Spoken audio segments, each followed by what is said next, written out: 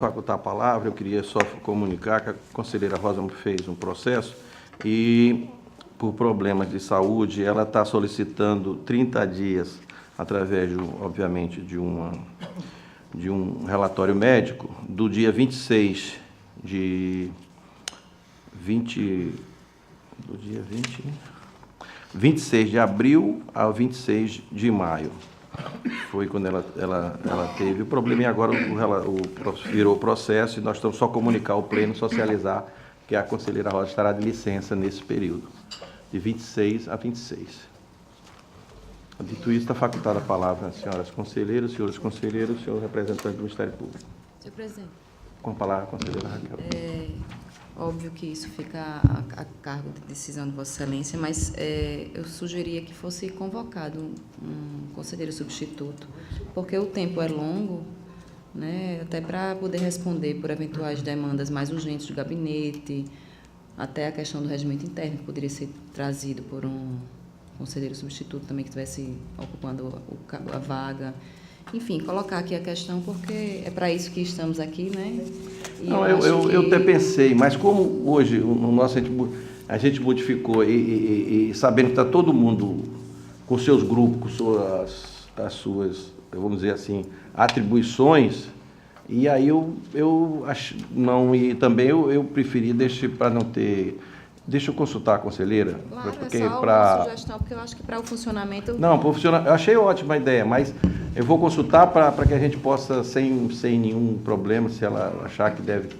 Conselheiro Selma, pode falar. Na verdade, Raquel, eu queria que a senhora eu não escutei direito, eu estava aqui intertido com alguma coisa. Repita a solicitação de Vossa Excelência. O presidente... Eu li que a conselheira pediu tem 30 dias de licença. Certo. Licença médica. Aí ela colocou para convocar Ah, tá. Um conselheiro substituto, porque são 30 dias que eu quero... Agora sim. Eu não fiz porque eu achei que era o volume, mas aí assim mesmo, vamos dizer assim, deixa eu falar com ela para não ter problemas. Eu falarei com ela e depois na próxima sessão, se for o caso, a gente convoca. Então continua facultada a palavra. Não tendo quem queira fazer uso da palavra, pela ordem, conselheira Maria Cleide. Senhor presidente, eu não tenho processos na pauta do dia de hoje. Conselheiro Anselmo. Excelência, eu peço aqui a extensa de Vossa Excelência, acabou me passando na hora, antes de entrarmos na pauta do dia, eu estou com uns processos grandes que estão terminando de ser, vamos dizer assim, limpos das algumas anotações, e eu gostaria que a Vossa Excelência me deixasse para relatar por último, aí caso possa chegar, assim, eu os relataria. Okay. Não havendo essa possibilidade, aqueles que não tivessem retirado de pauta, eu adiaria, e aqueles que eu adiei, eu retiraria de pauta. Não, está revertida a pauta pela ordem do conselheiro Fernando. Presidente, eu tinha solicitado o adiamento de um processo da sessão passada para esta, mas eu peço a Vossa Excelência para retirá-lo também de pauta, porque, como eu disse na passada, eu tenho muitas citações de voto, de decisões da conselheira Rosa, e eu gostaria de aguardar por ela e eu volto a pautar o processo. Ok, pela ordem, conselheiro Rodrigo. Presidente, eu ia solicitar sua inversão de pauta. Eu fico antes então, do conselheiro... Vamos para a Raquel, conselheira Raquel. Excelência, até sugeriria, assim, já que tem uma comissão formada, a possibilidade, como Vossa Excelência deixou bem clara ontem em nossa reunião, e já que nós temos estudado algo tecnológico, que se fosse possível até que se pudesse criar uma sessão plenária virtual aqui no tribunal.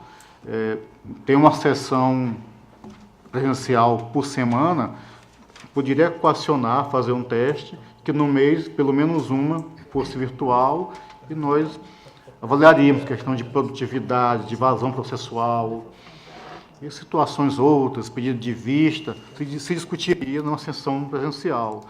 Se não me falha a memória, acho que tal qual já ocorre, se não me falha a memória, não quero cometer esse equívoco, está gravado no Brasil, em Brasília, no TCDF, parece que já acontece algo parecido. E é um estudo, é uma sugestão para que a gente... Não, eu acho excelente. Agora eu acho que a gente teria que discutir. Consultar a TI, né? Hã? Consultar a TI também para fazer a adaptação disso. Sim, é isso que eu estou dizendo. Primeiro a gente ver se a gente teria conversar com a TI para ver se a gente tem. Se a gente tem essa condição, aí a gente ia fazer primeiro uma préviazinha lá na presidência, a gente sentar todo mundo para ver como é que seria. Fazer um piloto. Fazer um piloto lá, para quando chegar já está todo mundo, como diz outros. E isso, na verdade, até uma maldade minha, Excelência, para que nós resolvamos os processos virtuais, a possibilidade de, inclusive, trazermos para o pleno virtualmente. É bom. Vou consultar o TI para a gente ver se a gente já começa. Nem que seja, como dizer, embrionáriozinho, a gente conversando devagarzinho para a gente poder. De acordo com o que nós temos já de normatização na casa e havendo necessidade, a melhoria. A normatização eu acho até mais fácil da gente resolver. A minha preocupação é a mecânica da informática, do funcionamento. Por isso que eu vou ver se com... É uma sugestão, Vossa Excelência, os colegas também. Beleza, aqui a gente vamos ver. Sugestão aceita, eu dou a resposta depois.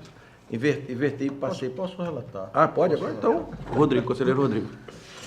Senhor presidente, senhores conselheiros, senhoras conselheiras, senhor membro do Ministério Público de Contas, trago para relatar o processo 4959/2011, que é a prestação de contas de governo referente ao exercício de 2010 do município de Marechal Deodoro, possuindo como responsável o senhor Cristiano Mateus da Silva Souza, prefeito à época. A documentação em análise foi protocolada nesta Corte de Contas no dia 5 de abril de 2011, por meio do ofício de número 02/59/11/2011 GP. Inicialmente, os autos foram submetidos à Diretoria de Fiscalização Municipal, que elaborou o relatório AFO-DEFAFON de número 130/2011, conclusivo pela aprovação das contas de governo. Em seguida, os autos evoluíram ao Gabinete dos Auditores, oportunidade em que aquele gabinete elaborou, em 23 de agosto de 2016, o parecer de número 116 da auditoria da lavra do Dr. Sérgio Maciel, propondo ao Egrégio Tribunal de Contas a emissão de parecer prévio recomendando à Câmara Municipal de Marechal Deodoro a rejeição das contas de governo do senhor Cristiano Mateus da Silva Souza em face das irregularidades de natureza constitucional e legal abaixo elencadas. São elas: gastos com manutenção e desenvolvimento do ensino no montante de 12 milhões de reais, equivalentes a 22,91% da receita proveniente de impostos e de transferências constitucionais. O item 2, inexistência de sistema de controle interno no âmbito do Poder Executivo Municipal. E item 3, divergência no valor de 2.314.000 entre a variação positiva do saldo patrimonial financeiro e o resultado da execução orçamentária. Chegando os autos ao Ministério Público de Contas, este se posicionou através do despacho de número 334 da 5ª Procuradoria de Contas, no sentido de determinar a oitiva do gestor em atenção aos princípios constitucionais do contraditório da ampla defesa, para se manifestar sobre as inconsistências apresentadas no parecer da auditoria. Em seguida, os autos aportaram no gabinete do relator, oportunidade em que este conselheiro proferiu a decisão simples de número 18/2017, que determinou a notificação / citação do senhor prefeito, a fim de que este apresentasse sua defesa em relação às irregularidades constatadas pelos órgãos desta Corte de Contas. No dia 20 de 10 de 2017, o ex-gestor recebeu a notificação, conforme pode ser comprovado pelo aviso de recebimento constante nos autos, porém não compareceu aos autos para requerer a juntada da documentação solicitada, nem muito menos apresentar sua defesa. os autos retornaram ao Parquet de Contas, que em 26 de 2 de 2012 proferiu o parecer de número 338/2019, também da 5ª PC, requerendo preliminarmente que a DIFAFON realizasse levantamento a fim de reunir os presentes autos a todos os procedimentos em tramitação que concentrem informações do exercício financeiro de 2010, assim como a instrução complementar referente à frustração de receita e o cancelamento de restos a pagar.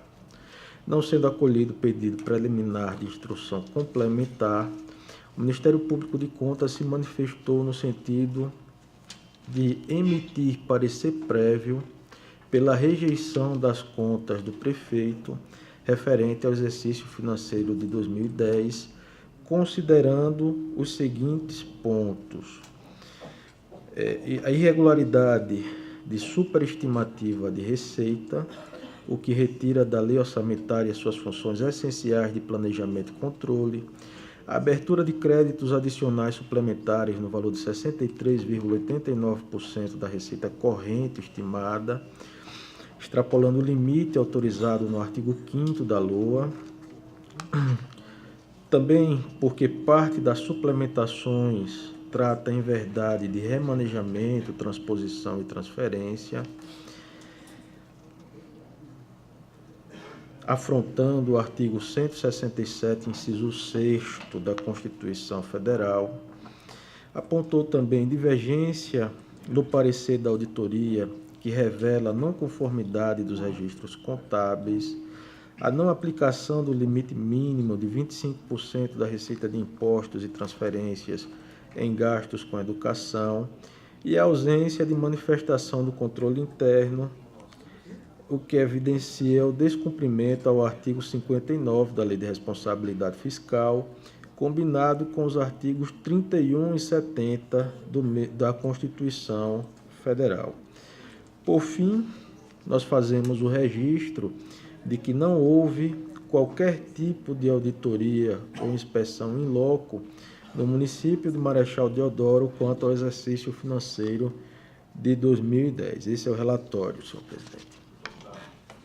Senhor presidente, senhora conselheira, senhoras conselheiras, senhores conselheiros. O Ministério Público ele reitera as preliminares constantes do parecer ministerial e, ultrapassadas as preliminares, eu vou aqui elencar as irregularidades que foram submetidas ao contraditório e que, no nosso entendimento, bastariam para a emissão do parecer prévio no sentido da rejeição. Então, o Ministério opina, considerando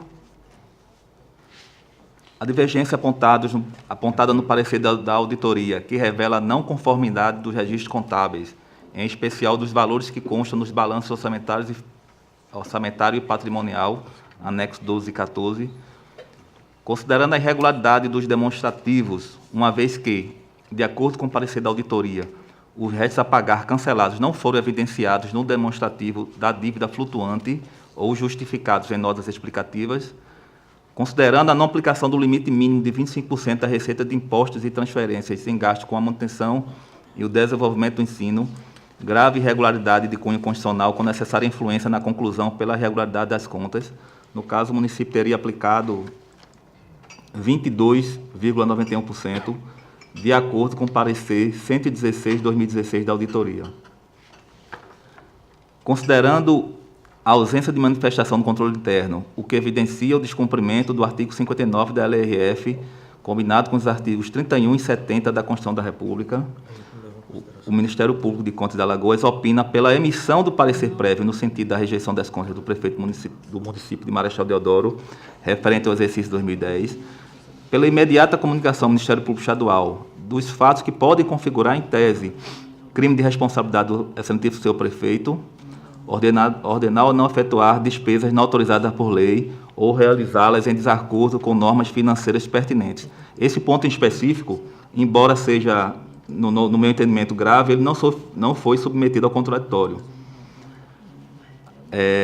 como é que ele fez isso, prefeito? Pela abertura de crédito adicional suplementar acima do limite percentual autorizado na LOA e pela realização de remanejamento, transposição, transferência sem prévia autorização legislativa. E considerando isso tudo, seria necessário que fizéssemos uma análise dos exercícios anteriores, relativamente recentes, né? 2009, vou refazer a opinião. Considerando a expressiva redução do coeficiente de patrimônio líquido entre os exercícios 2009 e 2010 em análise, pela determinação de juntada do presente parecer às contas do exercício seguinte, que são 2011, prestadas em 2012, a fim do necessário acompanhamento da evolução ou involução dos haveres em um período maior, compreendido na gestão do mesmo responsável. Rodrigo. Senhor presidente, seguindo a linha de análise feita pelo gabinete, nós iniciamos verificando a documentação encaminhada na prestação de contas e podemos constatar que o gestor encaminhou toda a documentação, todos os documentos obrigatórios, deixando de encaminhar apenas os documentos complementares consistentes no inventário geral de bens e valores, assim como a relação de processos licitatórios ocorridos no ano de 2010. Nosso gabinete já tem vários precedentes, esse tribunal também, no sentido de, apesar de entender que há um descumprimento do normativo, não prejudica a análise das contas de governo em destaque. Passamos à análise dos instrumentos de planejamento e de programação financeira e constatamos que o ex-gestor encaminhou no ano de 2010, anexo à prestação de contas, a LOA. O PPA e a LDO foram protocolados posteriormente por meio dos processos TC 1923/2011 e 1922/2011. Ressaltamos que tanto a análise do PPA quanto da LDO ficou prejudicada, tendo em vista que os processos se encontram até hoje na DEFAFON e que, mesmo após solicitado por meio dos memorandos de número 139/2019 e 140/2019, ainda não foram remetidos ao gabinete deste relator.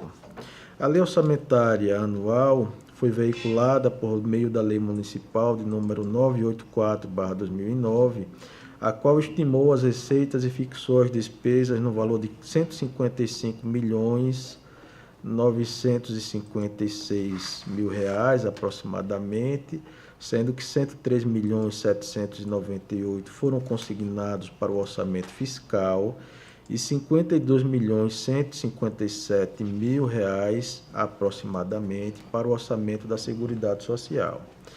Enquanto as receitas correntes foram estimadas em R$ 87.644.000, as despesas correntes foram fixadas em R$ 80.478.000 e as receitas de capital em R$ 63.800.000, assim como as despesas de capital em R$ 73.454.000.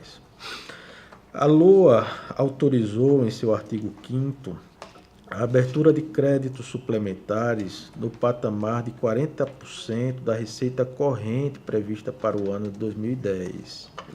Consta nos autos também os projetos de lei de número 977/2010, 978/2010, 979/2010, 980/2010, 981/2010, 982 e 983/2010, que propunham a autorização de abertura de créditos adicionais especial, respectivamente no valor de R$ 301.000, R$ 450.000, R$ 365.000, R$ 530.000, R$ 577.000, R$ 552.000 e, por fim, R$ 589.000. mil reais. Destacamos que não há nos autos qualquer comprovação de que estes projetos de lei tenham sido aprovados pelo Legislativo Municipal. Passamos em seguida à análise orçamentária, financeira e patrimonial do município e constatamos que durante o exercício financeiro de 2010, o município de Marechal Deodoro executou receitas e despesas, respectivamente, na ordem de R$ 94.651.000 e R$ 88.345.000, o que revela um verdadeiro descuido no planejamento orçamentário, posto que, de acordo com a Lei Orçamentária Anual, para o período havia sido estimado, tanto para receitas quanto para despesas, o valor de 155 milhões, ou seja, aproximadamente 40% acima do que de fato veio a ser executado. A LOA, portanto, não foi elaborada de acordo com o adequado planejamento, desconsiderando toda a metodologia de cálculo sugerida pela Lei de Responsabilidade Fiscal, em seu artigo 12, para o estabelecimento de projeções mais precisas, posto que, segundo a mesma, deveria ter sido levado em consideração, por exemplo, a variação do índice de preços, o crescimento econômico ou qualquer outro fator relevante, e deveria vir acompanhada de demonstrativo de sua evolução nos últimos 3 anos. Quanto à alteração do orçamento, houve a abertura de créditos suplementares por meio de decretos do Poder Executivo no montante de R$ 56.003.000, valor que corresponde a aproximadamente 64% da receita corrente estimada para o ano, acima, portanto, do que preconizava o artigo 5º dessa própria LOA, que era de 40% do orçamento corrente. E que houve abertura de créditos especiais por meio de decretos do Poder Executivo, no montante de R$ 3.354.000, sem a devida comprovação da existência de leis autorizativas para a abertura desses mesmos créditos. Quanto ao balanço financeiro, a análise constatou que as receitas orçamentárias foram de R$ 94.651.000, despesas orçamentárias de R$ 88.345.000.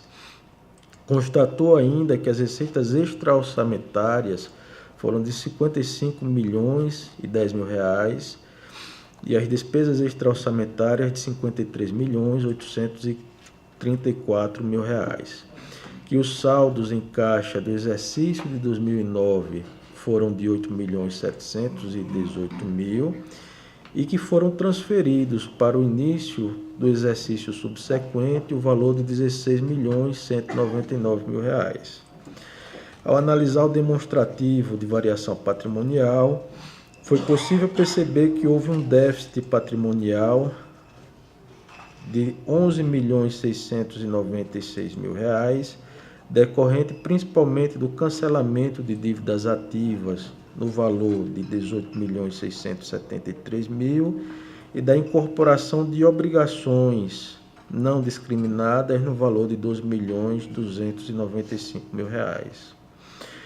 O município adquiriu bens imóveis no montante de R$ 98.000, bens móveis no montante de R$ 1.901.000, acrescendo o ativo permanente imobilizado do município, que alcançou o estoque de R$ 15.328.000, sendo que R$ 7.953.000 são de bens imóveis e R$ 7.374.000 de bens móveis.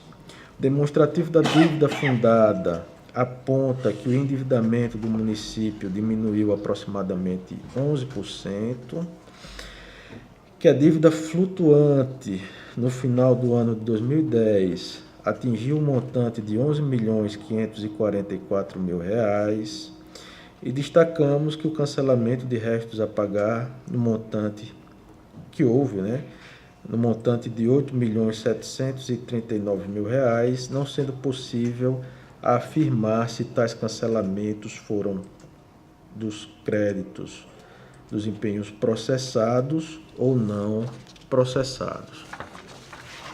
Passamos em seguida à análise dos limites constitucionais, onde podemos observar que o município aplicou o correspondente a R$ 11.960.000 na educação, o que corresponde a 22,67%, abaixo, portanto, do limite constitucional. Verificamos quanto ao Fundeb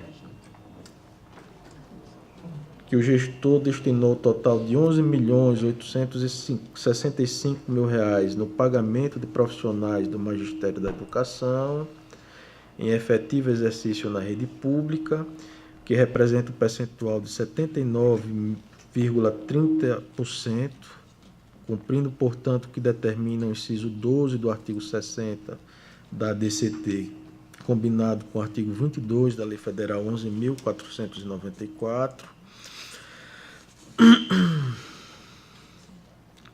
Constatamos também que foram gastos o percentual de 104,34% durante o exercício financeiro, de acordo com o que dispõe o artigo 21, caput, combinado com o parágrafo 2º da Lei 11.494.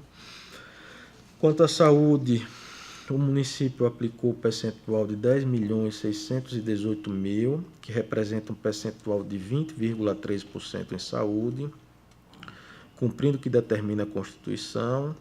E aqui nós destacamos que foram gastos dentro desse percentual a quantia de R$ 588.000 na rubrica 10.301.0011.6.010, denominada de manutenção da Secretaria Municipal de Saúde, das ações do Fundo Municipal de Saúde. E o valor de R$ 8.596.000, no qual foi escriturado na rubrica denominada de manutenção do Fundo Municipal de Saúde. Quanto ao 12º da Câmara Municipal, verifica-se que o Poder Executivo repassou o 12º ao Legislativo no valor de R$ 2.892.000, valor este que não respeitou o limite mínimo de R$ 3.720.000. Porém, respeitou o limite máximo para o repasse, que era de R$ 3.031.000. Quanto às despesas com pessoal, verificou-se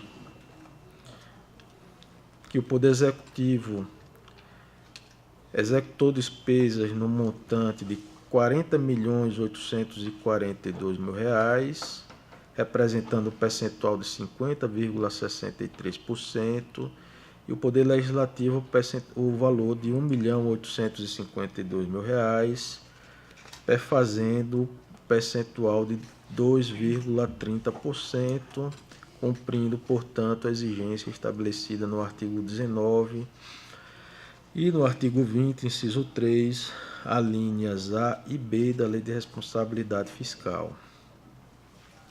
Com relação à análise de metas fiscais, esta ficou prejudicada devido à ausência, que eu não sei se é da LDO, deve ser do anexo de metas fiscais que consta na LDO.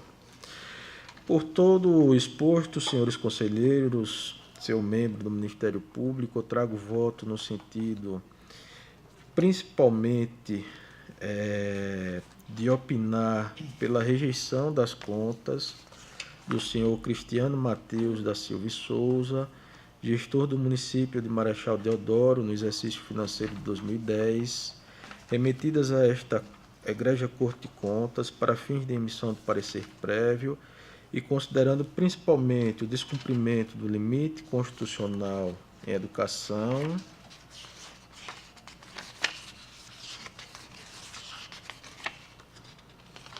Abertura de créditos especiais sem a previsão em lei específica.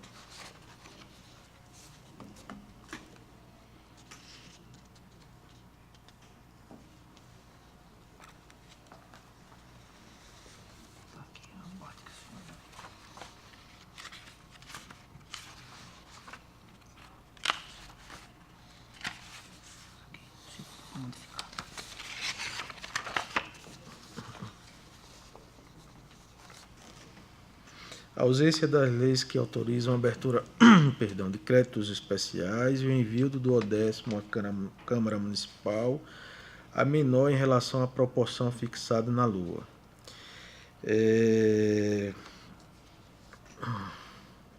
Com fundamento nos artigos 31, parágrafo 1º e 2º da Constituição Federal, no artigo 36, parágrafo 1º da Constituição do Estado de Alagoas, no artigo 82, parágrafo 1º da Lei 4.320/64 e ainda nos artigos 1º, inciso 1 e 4, 34 e 94, combinados da Lei Estadual 5.604/94. Voto também por solicitar à Câmara de Vereadores que recomende ao atual gestor, Cláudio Roberto Aires da Costa.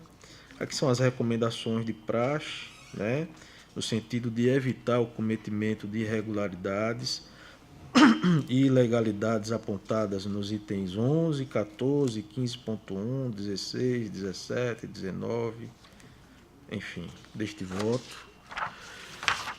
Solicitar à Câmara de Vereadores que remeta a esta Egrégia Corte de Contas o resultado do julgamento das contas anuais do exercício de 2010, conforme determina o artigo 160 do Regimento Interno deste Tribunal, inclusive com a remessa da ata da sessão de julgamento da Câmara e da publicidade necessária, conforme o artigo 49 da Lei Complementar 101/2000, em remeter cópia deste voto juntamente com parecer prévio ao gestor epigrafado por meio postal, com aviso de recebimento, oficial Ministério Público Estadual comunicando-lhe acerca das irregularidades apontadas nos itens, as ilegalidades já apontadas, por fim, publicar a presente decisão no Diário Oficial do Estado, do Tribunal de Contas. É como eu estou votando, senhor presidente, senhores conselheiros. Em discussão, o processo relatado pelo conselheiro Rodrigo. Excelência, na parte final do seu voto, Vossa Excelência está trazendo como motivos de reprovação a abertura de créditos adicionais especiais, aparentemente sem fundamentação legal, do 10º menor do que a previsão da LOA. Eu acho que eu não escutei. Com relação à educação, também motivo? Com relação à educação também. Ok. Obrigado, Excelência. Continua facultada a palavra. Em votação. Conselheiro Anselmo. Acompanhando todo o relator, senhor presidente. Conselheira Cleide. Acompanho o relator, senhor presidente. Conselheiro Fernando. Com o relator, senhor presidente. Conselheira Raquel. Com o relator também, senhor. Conselheiro Alberto. Também com o relator, senhor presidente. Sérgio. Com o relator, senhor presidente. Aprovado. Senhor presidente, o conselheiro Sérgio atuou como... Então, Parecer, né? Eu remeti o ok, parecer. então. Senhor presidente, O voto foi até só a Raquel. Tá certo. os nossos votos a gente... Só se tiver substituído, tem razão. É. Então, só até a conselheira Raquel. Senhor presidente, proclamado o resultado, eu teria mais um processo de número 41/60, que é uma prestação de contas também do Marechal Deodoro, referente ao exercício de 2009. Esse processo eu constatei que a gente precisa fazer algumas diligências e eu estou retirando mesmo de pauta. Ok. De modo que minha pauta fica esgotada para o dia de hoje. Então, conselheira Raquel, pela ordem. Senhor presidente, senhora conselheira, senhores conselheiros, outro membro do Ministério Público de Contas.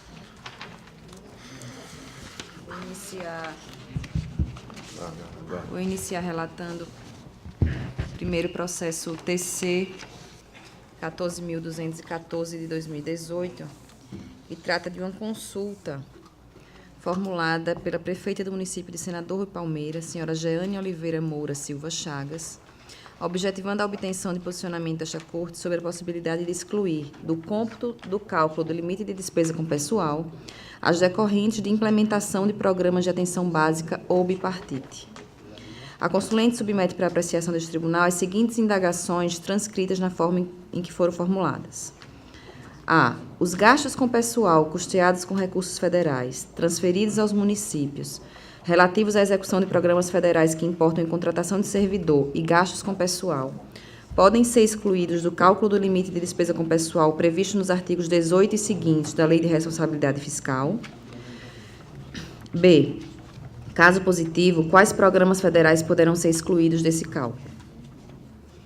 Em 13 de março de 2019, através do protocolo número 3206, a consulente protocolizou o expediente que reforçou a informação de existência de cenário de desequilíbrio financeiro no município e trouxe transcrita a resolução número 320 de fevereiro de 2009, aprovada pelo Tribunal de Contas de Sergipe, que versa sobre a matéria.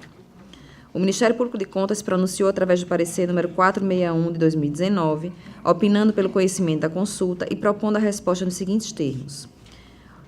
A. Os valores que as prefeituras utilizam para pagamentos dos profissionais atuantes na área da atenção básica, recebidos através de transferências federais, são integrantes do conjunto de gastos com pessoal, devendo ser incluídos no elemento de despesa da mesma natureza, de acordo com o artigo 18 da Lei de Responsabilidade Fiscal. B.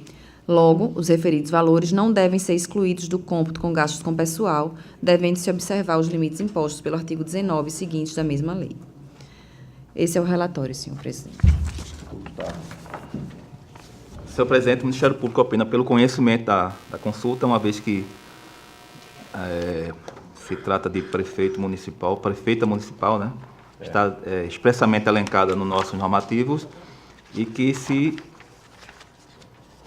responda nos seguintes termos.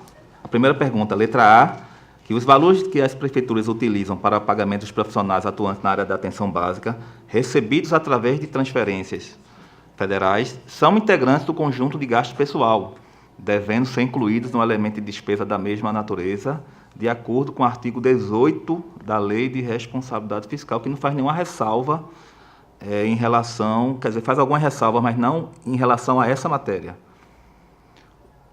Letra B, que é a segunda pergunta. Logo, os referidos valores não devem ser excluídos do cômputo dos gastos com pessoal, devendo-se observar os limites impostos pela lei, pelos artigos 19 e seguintes da mesma lei. Raquel. Peço vênia mais uma vez aqui para deixar de fazer a leitura da competência. Com relação à admissibilidade, da mesma forma, mas registro que foram verificados o cumprimento de todos os requisitos legais. Portanto, sendo cabível que esse pleno admita essa consulta. E passo à análise da questão. Vou deixar também de ler a indagação, porque acabei de fazer a leitura, e passar para a resposta. O Programa Nacional de Atenção Básica da Saúde contempla um complexo de práticas e constitui apenas uma das muitas ações estratégicas de gestão que está inserida no Sistema Único de Saúde, SUS, sistema instituído pelo artigo 56, 200 da Constituição Federal, como garantia assegurada a todos os cidadãos e como dever do Estado. Sublinhe-se que um dos princípios que rege a Política Nacional de Saúde é a descentralização político-administrativa para os municípios e a regionalização das atividades voltadas para a saúde. Para tanto, transcreve-se o trecho que descreve a responsabilidade dos municípios inserto na página do Ministério da Saúde. Municípios são responsáveis pela execução das ações e serviços de saúde no âmbito do seu território. O gestor municipal deve aplicar recursos próprios e os repassados pela União e pelo Estado. O município formula suas próprias políticas de saúde e também é um dos parceiros para a aplicação de políticas nacionais e estaduais de saúde. Ele coordena e planeja o SUS em nível municipal, respeitando a normatização federal. Pode estabelecer parcerias com outros municípios para garantir o atendimento pleno de sua população, para procedimentos de complexidade que estejam acima daqueles que pode oferecer. A estrutura política administrativa da área de saúde encontra-se normatizada pela Lei Federal número 8080 de 90, cujo primado estabelece a unicidade do sistema de saúde e cuja operacionalização se dá através do conjunto de ações e serviços prestados na área pelas 3 esferas do poder público. Artigo 4º. Repisando o que já havia sido estatuído na Carta Magna Pátria no artigo 198. Para tanto, o legislador constituinte elegeu a lei complementar como diploma normativo hábil para estipulação do regramento de financiamento da Política Nacional de Saúde. Nesse contexto, foi editada a Lei Complementar número 141 de 2012, que estabeleceu os percentuais mínimos e a forma de repasse dos recursos a serem destinados para os entes federativos, que deve se dar fundo a fundo.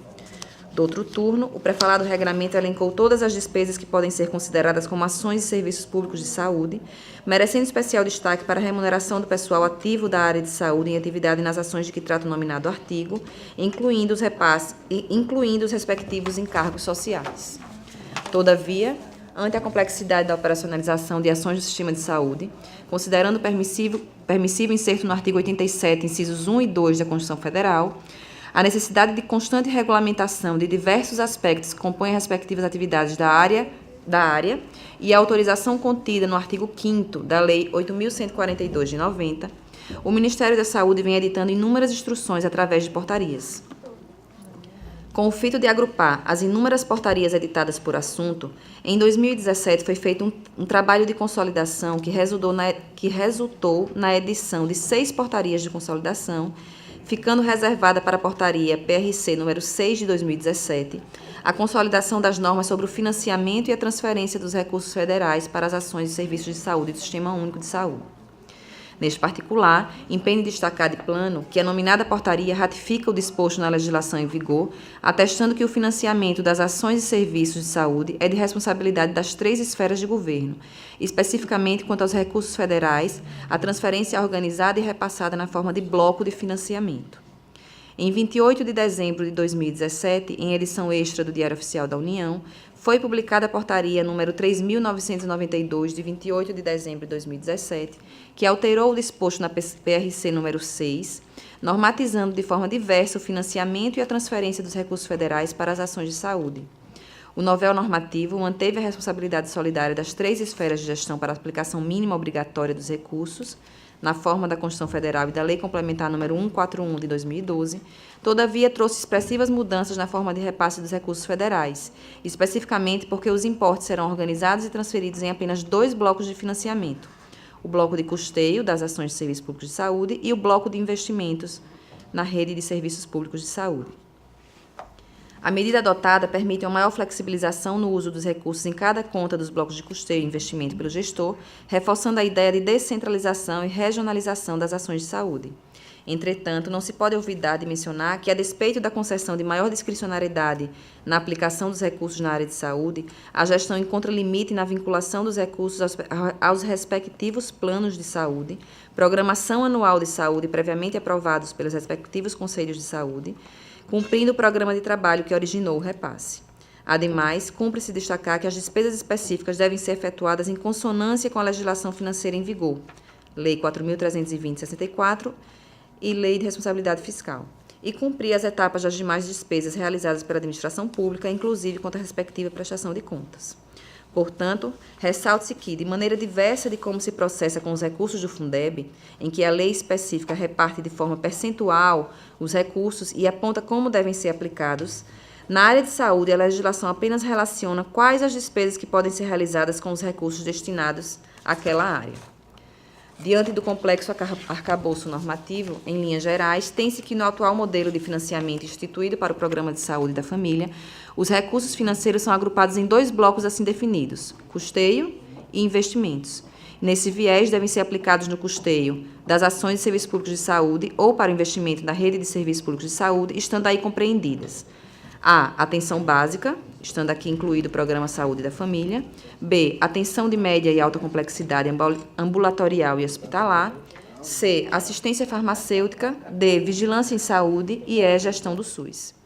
No contexto delineado, tem-se que o gerenciamento de todo o sistema municipal de saúde, incluídos servidores que desempenham atividades diretamente ligadas às áreas de atuação do sistema de saúde, compete ao Executivo Municipal, a partir do desenvolvimento das ações constantes do Plano Municipal de Saúde e da Programação Anual de Saúde do município, aprovados pelo respectivo Conselho de Saúde. Portanto, cabe apoio ao entendimento no sentido de que a forma atualmente regulamentada de transferência fundo a fundo dos prefalados recursos tem como objetivo precípuo custear e manter as ações desenvolvidas no Programa Saúde da Família, fomentando a implantação de políticas públicas nas diversas áreas de atenção à saúde, sendo o salário dos servidores vinculados aos diversos grupos de atividades apenas um dos componentes da política de gestão de saúde municipal. Nesta linha de entendimento, alicerçada na premissa estabelecida de que os recursos repassados fundo a fundo para o custeio das ações e serviços públicos de saúde vinculam-se às atividades previamente planejadas na área de saúde, assim consideradas as relacionadas no artigo 3º da Lei Complementar 141 de 2012, sendo o salário dos profissionais de saúde apenas um dos elementos a ser orçado no conjunto de procedimentos que compõem a política de gestão da saúde, conclui-se que a política de remuneração dos profissionais da saúde, a forma de ingresso e a natureza jurídica do liame a ser estabelecido devem ser instituídos pelo ente gestor, no caso, os municípios. Observadas as normas relativas à espécie, com especial atenção para as normas de direito financeiro, destacando que os recursos transferidos pela União, neste particular, não têm vinculação com o pagamento de vencimentos exclusivamente, podendo ser investidos em todas as ações desenvolvidas na atenção básica, na atenção de média e alta complexidade ambulatorial e hospitalar, na assistência farmacêutica, na vigilância em saúde e na gestão do SUS. Por conseguinte, a fixação dos salários dos profissionais de saúde é de responsabilidade exclusiva do Poder Executivo, da respectiva esfera governamental, cujos programas têm lastro normativo na Carta Magna Pátria e nas leis infraconstitucionais, e sua continuidade deve obediência aos regramentos prévios editados para tal finalidade no respectivo ente federado. Como consectário, assente ao entendimento de que a parcela de recursos federais destinada ao pagamento dos salários de profissionais da saúde pelos municípios encontra-se inserida no conceito de despesa total de pessoal fixada no caput do artigo 18 da Lei Complementar número 101 de 2000. A inclusão ou exclusão de valores repassados pelo município em razão de realização de plantões médicos no cômputo de despesa total do pessoal para fins do disposto no artigo 19, inciso 3º da Lei Complementar número 101 de 2000, fica condicionada à natureza do contrato estabelecido entre o município e o profissional da saúde. Importante ressaltar que as Cortes de Contas de Sergipe e da Bahia editaram normativos, Resolução número 320 de 2019 e Instrução número 3 de 2018, respectivamente, com idêntico teor, que retiraram do cômputo do limite da despesa com pessoal estabelecido pela Lei Complementar número 101 de 2000, os gastos com pessoal da área de saúde custeados com os recursos federais, mas ressalvaram que os recursos próprios do município aportados como contrapartida utilizados para este fim integram o cômputo de gasto com pessoal. A despeito dos nominados regramentos, transcritos pela consulente, que denota a ausência de unicidade da matéria, não há como adotar o entendimento de que estariam excluídos do cômputo do limite de despesas com pessoal regulamentado pela LRF os gastos para este fim realizados com impostos transferidos pela União para custeio das ações de saúde ante a todo o sistema jurídico que regulamenta o SUS. Portanto, em atenção ao princípio da legalidade, primado constitucional inafastável. Apenas para corroborar todo o fundamento da presente consulta, impende registrar que tramita no Senado Federal o PSL número 15 de 2016, que tem por objeto propor a alteração do artigo 20, parágrafo 6º da LRF, para retirar do cômputo do limite da despesa com pessoal os importes pagos aos servidores que integram os programas que relaciona, dentre os quais o Programa de Saúde da Família, entendendo-se como consectário lógico que tais despesas devem ser consideradas até que haja uma mudança no texto legislativo. Nesta linha, citam-se como precedentes normativos a Resolução de Consulta número 21 de 2018 do Tribunal de Contas do Mato Grosso, e aqui eu cito: as despesas relativas às remunerações dos agentes comunitários de saúde e dos agentes de combate às endemias devem ser computadas na despesa total com pessoal do ente federativo empregador desses agentes, independentemente da fonte de recursos que as suportem, nos termos do artigo 18 da LRF, do artigo 9º da Lei Nacional número 11.350 de 2006 e do Acórdão TCE Mato Grosso número 100 de 2006. Também o parecer consulta número TC 19/2014 do Tribunal de Contas do Espírito Santo, que diz: os valores repassados ao município a título de incentivo de melhoria do acesso e da qualidade da atenção básica da saúde, PMAQ, integram o conceito de receita corrente líquida e, por corresponderem à parcela remuneratória, estão sujeitos ao limite de gasto com pessoal estabelecido na Lei de Responsabilidade Fiscal. E ainda a consulta respondida no processo TC 15499/15499, dígito 6 do Tribunal de Contas de Pernambuco. Os gastos decorrentes da contratação de profissionais de saúde para execução de ações previstas em estratégias incentivadas pela União, realizadas no âmbito da atenção básica em saúde, a exemplo da saúde da família, agentes comunitários de saúde, agentes de combate às anemias, além de recursos destinados aos núcleos de apoio à saúde da família, que compõem o piso de atenção básica variável, devem ser computados no cálculo da despesa total de pessoal fixada no caput do artigo 18 da Lei de Responsabilidade Fiscal, estando sujeitos aos limites e condições impostas pela citada norma. Outro sim, as transferências relativas às ações de governo para a operacionalização das ações de saúde são consideradas como receita corrente líquida nos termos do artigo 18, artigo 2º, inciso 4º da LRF, e as despesas realizadas com servidores do Programa Atenção Básica de Saúde encontram-se dentro do conceito esculpido no artigo 18 seguintes da Lei de Responsabilidade Fiscal, que regulamenta a despesa com pessoal. Concluindo, senhor presidente, o meu voto é no sentido de que esse pleno decida conhecer da consulta por atender aos requisitos de admissibilidade previstos nos normativos e responder à indagação formulada nos seguintes termos: a política de remuneração dos profissionais de saúde, a forma de ingresso e a natureza jurídica do liame a ser estabelecido devem ser instituídos pelo ente gestor, observadas as normas relativas à espécie, com especial atenção para as normas de direito financeiro, destacando que os recursos transferidos pela União, neste particular, não têm vinculação com o pagamento de vencimentos exclusivamente, podendo ser investidos em todas as ações desenvolvidas na atenção básica. Por conseguinte, a fixação dos salários dos profissionais de saúde é de responsabilidade exclusiva do Poder Executivo, da respectiva esfera governamental, cujos programas têm lastro normativo na Carta Magna Pátria e nas leis infraconstitucionais, e sua continuidade deve obediência aos regramentos prévios editados para tal finalidade no respectivo ente federado. Como consectário, a parcela de recursos federais destinada ao pagamento dos salários de profissionais de saúde pelos municípios encontra-se inserida no conceito de despesa total de pessoal fixada no caput do artigo 18 da Lei Complementar número 101 de 2000.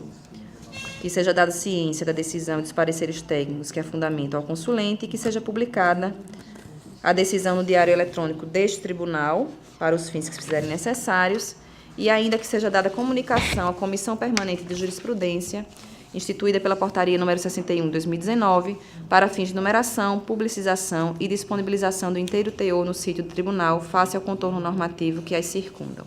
Esse é o meu voto, senhor presidente. Em discussão, o processo relatado pela conselheira Ana Raquel. Eu estava fazendo aqui um exercício pensando, inicialmente na base de cálculo da receita corrente, que é tudo. O que é líquido são alguns cálculos que são feitos que, na verdade, não correspondem, talvez com exceção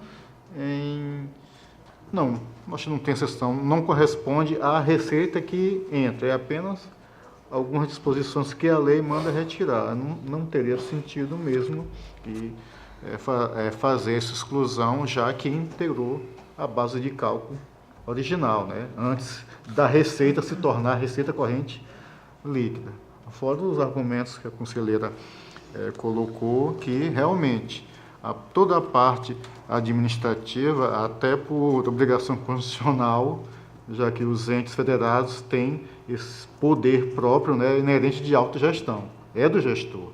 Isso reforça o argumento que não deveria se retirar esses valores. Pelo menos assim, a prima facie desse meu entendimento aqui, acredito que talvez só um melhor juízo, uma outra apreciação plenária a respeito do tema, mas bem elaborado, bem fechado o entendimento de Vossa Excelência. De maneira bem informal, os recursos transferidos a título de convênios na área de saúde, eles são recursos que não são para o município gastar de qualquer forma, não computam a receita corrente líquida. Inclusive, ele presta contas diretamente ao ente repassador, que é a União. Estava falando exatamente com o senhor Rodrigo. Isso. Esse tipo de repasse, eles são transferidos e entra como recurso do município na sua receita, e quem define como será gasto é o próprio município, ficando desvinculado de prestação de contas à União com relação a esse recurso, e sim ao Tribunal de Contas respectivo. Ele tem a vinculação com relação à legislação, ao Plano Nacional de Saúde, ao Plano Estadual, enfim. Isso me traz também aqui a memória. Vira a receita própria do município. Me traz a memória também duas súmulas com o senhor Rodrigo do STJ, e uma que as duas cuidam especificamente disso, de que seria o órgão julgador se o seu recurso integra ou não o patrimônio municipal.